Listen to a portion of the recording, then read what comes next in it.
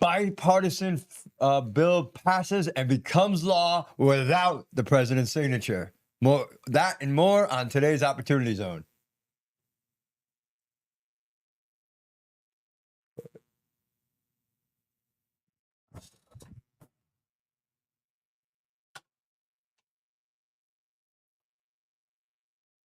Well, there we go. All right, welcome back to the Opportunity Zone. I got Mr. Lavin in the house today. Hey, Mr. Armstrong. And we got a lot to cover. So as Chris was starting to talk about, we have the bipartisan federal housing bill just became law. We're going to talk about what that means to you as an investor. If you are thinking about investing or you're presently investing in real estate, you don't want to miss the ins and outs of that law. We're going to break down the whole thing today on the show. In addition to that, we got some heavy hitters, literally the number 2 apartment developer in the country that did 11,000 apartment units just a few years ago. They've now switched to this specific niche inside of multifamily.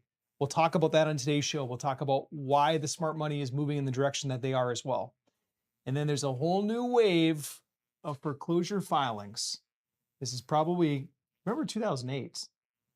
2008, if you remember 2008, you could pick up houses for like half price. Pennies on the dollar. Yeah. Literally. And this is the first time that I've seen this in my life with multifamily at this big of discounts. So there's a lot going on. We're going to talk about all this and more on today's show. Before we get into that, let's go through the proverb of the week, and then I'll ask Mr. Lavin for a blessing, and then we'll jump in. So the proverb of the week is 10:30, Proverbs 10:30. And it says that the righteous will never be removed, but the wicked will not inhabit the earth. And the author of this would have been King Solomon. And the context, which he would have been describing, would have been more like a little bit of history. So the Israelites were supposed to go and take the promised land, and Moses and then Joshua were telling them, as long as you're abiding by God's rules, then you will have this land. And the people that are not, and they're evil, you'll be cast out. So today we can take that same wisdom, live a good life, be good moral people. And not be cast out. And not be cast out. Not be cast out. Would you mind? No. Heavenly Father, please be here today to this, whatever we call it, this broadcast, this show, however you want to address it, to bring your wisdom and to bless us with the things that we need to say so that people can hear the things that they need to hear so that we can have a positive impact in their lives. I ask that you bless everything going on, and I ask that you bless us and help us with the tech that we seem to be struggling with today, and make the rest of this show easy sailing so that, again, everybody receives the message that you intend them to receive. So all this in your son's name. Amen. All right, Chris, first up, we've got the bipartisan housing bill literally just came to fruition. Yeah, so you're having some technical difficulties, like I said. Try that one. There you go. Okay, so this has been kicked back and forth between both chambers for probably 6 months now. This has been such a weirdness. Because, go ahead, you explain them, then I'll put in my opinion. You had Trump get on board with it 6-7 months ago, and then all of a sudden, the House passed their version of it. The Senate didn't like their version, but they amended it a little bit, and then both chambers compromised a little bit, and then Trump took a stand. He kind of stumped on it, and he was basically holding it hostage to get a voter ID bill signed. And since then, after 10 days, he didn't veto it. Now it's become law. Yeah, but is this like a tempest in a teapot? Like, so it started out at like 50 houses. 50 residential houses. You could own 50 residential houses. Then it was like at 150. He's going to break this down now. This is important. Then it was at like 150. And now it's at like 350.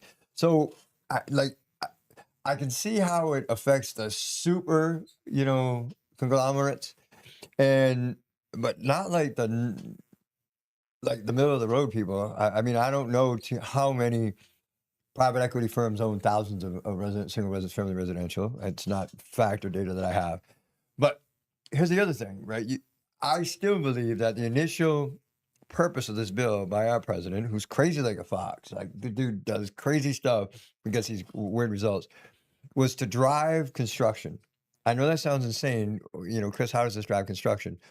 One of the loopholes in this bill is that you can hold as many units as you want as long as you build them.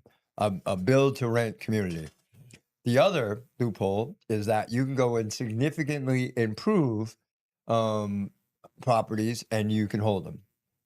Originally, the bill had no time limit on it. Now the time limit is 7 years, and then it's going to be turned over to single family residences.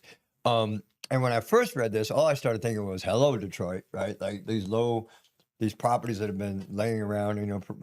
Detroit is coming back now, but go in there and buy whole neighborhoods or blocks and blocks for pennies on the dollar, invest in them, renovate them, and then rent them out. But the reality is, I really think at the level it ended passing at, that it's a nothing bill. Like it's not having the impact that I thought it would have, and it's surely not forcing as much construction as I would have hoped. Because that's what it was about, in my opinion. It was about helping solve the housing crisis.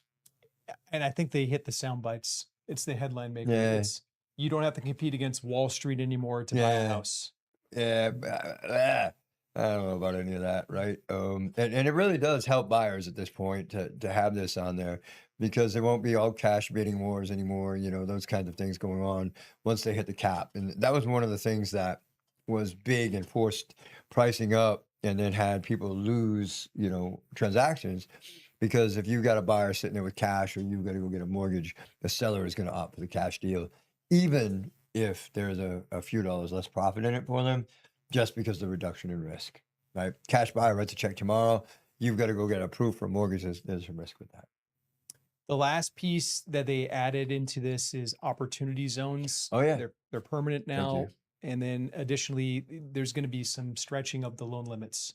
So if a property is in an opportunity zone, we can expect that FHA loan limits will increase. More than likely, Fannie Mae loan limits might increase too. At least HUD is designated to. We own a sweet piece of property in Ohio that's vacant, backs right up to a neighborhood, 18 acres that has it's in a residential opportunity zone. I might see some development in the future. Very soon. Very soon.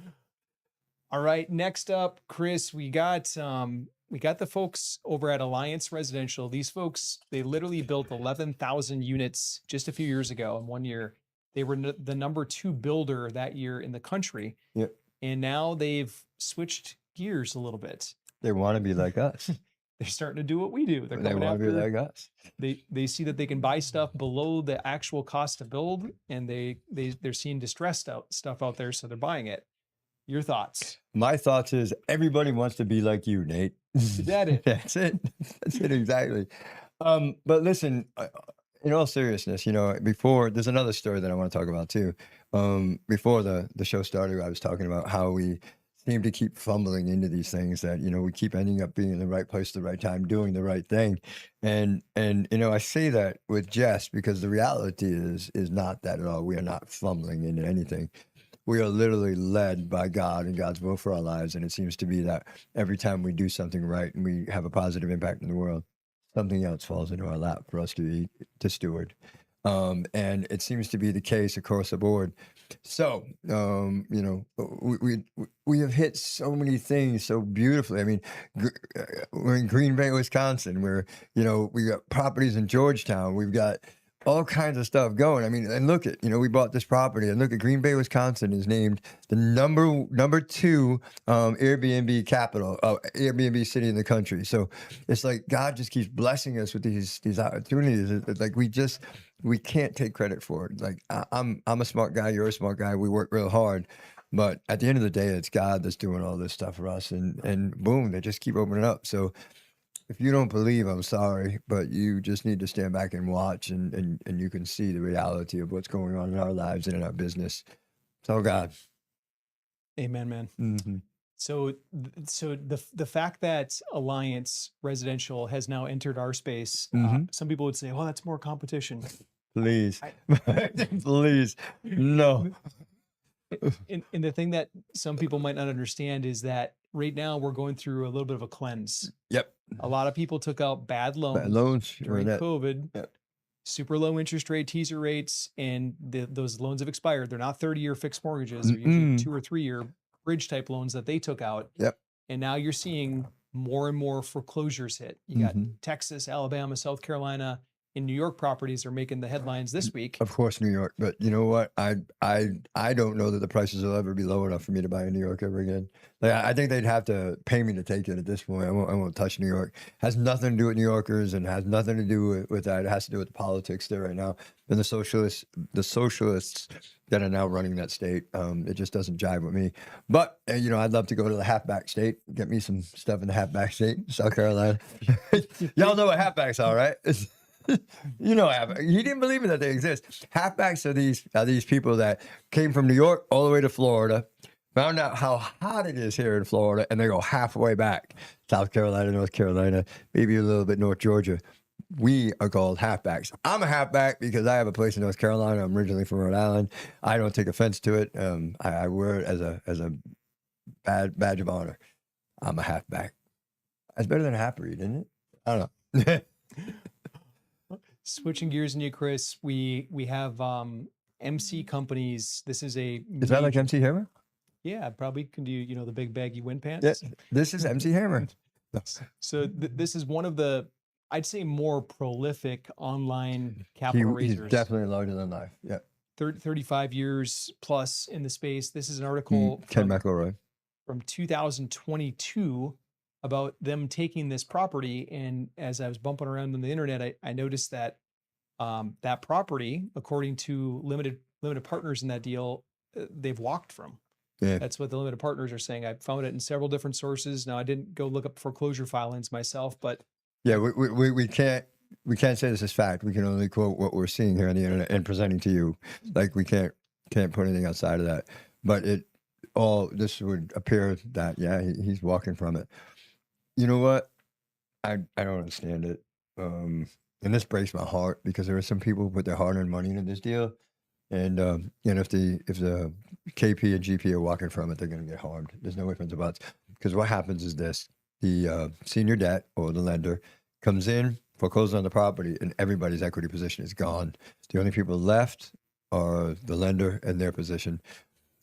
This is horrible news, right, for the investors. But at the same time, when these kinds of things happen, it's great news for us because they may have bought it for $100 million, and I'm just making up numbers here. These are not facts. And they have a $70 million loan on it. The lender will literally come to us because we're operators that actually succeed, and we'll say, "Hey, take this property for $70 million instead of the $100 million that they paid for it several years ago in 2022."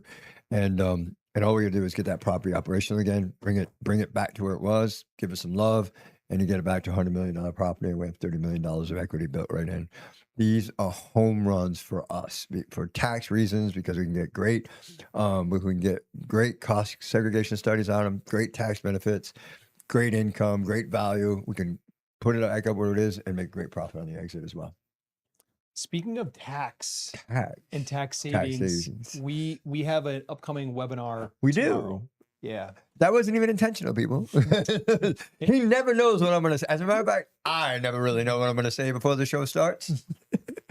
So Do you think they believe that? I think so. I think so too. So if you're looking to figure out how to save on your taxes, join Chris and I tomorrow. We're having a Q&A session. Literally, like there are properties out there right now where if you invest, let's just say $1, you could get up to $1 back. You could cut $1 off of your taxes by investing $1 into a piece of multifamily. It's got to be done the right way. Yep. We're going to be going through all of that tomorrow. So folks that are putting in 100 grand, they can get up to 100 grand back. There are ways to do that with today's tax laws. And tomorrow is the time that we're going to do it. So we're going to do it with today's tax laws tomorrow? Today's tax laws tomorrow, yes. But then won't there be today's tax laws tomorrow? So you can put today's tax in the comments. Today's tax, and our team will message you a link for the webinar. Yeah, listen, I don't mean to sound like a braggart, but you're going to get some time with Nate and myself at the end for direct questions and direct answers. And one thing about me is that I have no filter, so anything that I tell you will be based on my own experience, good, bad, mistakes I've made, mistakes that Nate made, and things that we've learned along the way. Because the tax structure can be, very complex, but it's also a rule book. And if you're smart enough, a guidebook on how to not pay taxes, believe it or not. It's all there. Our president has done it. You know, Hillary Clinton accused him of being a con man and a crook because he made $1 billion 1 year and didn't pay taxes on it. And she accused him of, you know, show us your tax returns. You didn't pay a penny in taxes after earning $1 billion. And he looked at her and said, yeah, that's because I'm smart. I don't know how smart he is, but he was smart enough definitely to hire a bunch of people who understood the rules of the game and played it well. We understand the rules of the game, and we do our best to not pay taxes, because the money we don't pay in taxes means another kid's going to eat. Anyways, sorry, enough of my rant.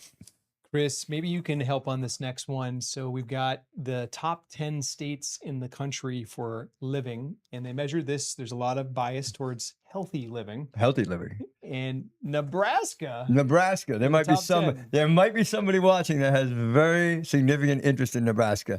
I'm actually on the, well, my better half is actually on the hunt for a property in Nebraska, multifamily in Nebraska right now. And I love Nebraska for one thing. The first time I went there, it was a small town called Kearney, Nebraska. We went and had a steak, and I love ribeye steaks. And let me tell you, that steak, you could cut it with a fork. It was amazing. Now, I don't know how that equates to healthy living, because that ribeye was full of fat, baby. But the one thing about it is, you know, clean water, clean air. It's beautiful. You might find it interesting. So the driver on it was the least opioid dependent state in the country. Wow, that's crazy. But that makes sense because they do crystal meth there. That's terrible. Hey, it is a fact. You got Massachusetts, you got North Dakota, A lot of Midwest, Virginia, New Hampshire, Hawaii. The last one blows my mind. Which one? The very first one, number one, Okay, blows my mind Nebraska? because it's no, the very first one, not the last one. Okay. The top of the list, Vermont. Oh, yeah, number one spot goes to Yeah, Vermont. because Vermont, I know, is crazy for taxes. Yeah. So it must be so like biased with the health that, oh, Minnesota's great if you're Somalian. I understand. Jersey's on this list. That's nuts. Maine's on it, and then Vermont took number one. Vermont took number one. That's crazy. Because the taxes are through the roof in Vermont. But they got great syrup. Yeah, and to be clear, Chris and I are not talking about best for investments. No. A CNBC rank. Yeah, I'm not talking about investments by any chance. Nebraska is probably not a great place to invest, but where we're looking to invest is a new Amazon hub. It's a center it's literally in the middle of Kearney, Nebraska. There's a sign that says, it's the middle of the country, 1,700 and something miles that way, 1,700 miles that way, literally in the middle of the country. So it's becoming a hub for not webinars, for where the people get together, like NEB or CES or Network. No, the CES show, Consumer Electronics Show, is a big. Anyways, you know what I'm talking about. This is where people come and they're building lots of space to make this happen, and it's a great place to invest, I think, for me personally. So stay out. Nobody in Kearney, Nebraska. Chris, good. Your next one is that the asset living. This is what I was talking about. They just named a new COO, Marty Burrows. Yep. She comes with tons of experience, literally managing some of the biggest operators in the space, like Greystar's portfolios. And now she's stepping in to make this firm. They were already climbing. Yep. But they're number 2 in the country. So the reason I made that comment blatantly before about us just keep fumbling into things. Do you guys know who we engaged as our property manager on a significant portion of our properties about a month ago? Ding, ding, ding. Asset living. Do you know why we engaged asset living as a property? You know, right? Okay. He knows. So let me tell you. We believe in a concept called of believing more. And one of the ways that we put more into our properties and into our communities is through a company called Apartment Life.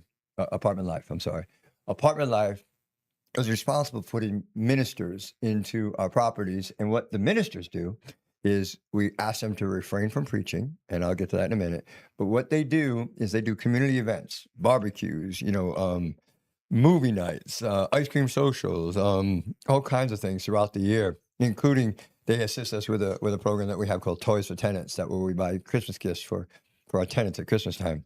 One of the people that is a vice president at Asset is actually from Apartment Living and shares our morals and our values. So that's what attracted us to them. and their ability to be flexible with what we believe in and what we think or what we know works for property management. They're willing to do that. And lastly, back to apartment life, what we dictate to them is that they don't preach, and we go along the lines of St. Francis. And St. Francis always said, preach the gospel always, and when necessary, use words. They allow us to extend a loving hand to all of the people in our property so that they know that they're not alone and that there's somebody in this world that cares about them, and that somebody is God. Beautiful. Mm. So, Chris, that's a wrap for the show today. Anything you want to say as parting words? No, I really ask you to take advantage of us, and what I mean by that is jump on the webinar tomorrow. Listen to what we have to say about taxes, because we'll tell you the truth about some things that maybe some other syndicators will not tell you, and we'll allow open up for open question and answers, and get some of our time. The two of us together are pretty incredible. God's blessed us with some amazing abilities, and we complement each other well. So remember this: at the end of the day, we've been blessed with an amazing life as a result of following God's will for our lives. And God loves us, but He loves you just the same. And if you do what we do, I'm relatively certain you can have all the blessings that we have. So remember that. Find your God, pray to Him, let Him lead you, and everything will be fine. God bless y'all. Thanks for being here. Thanks,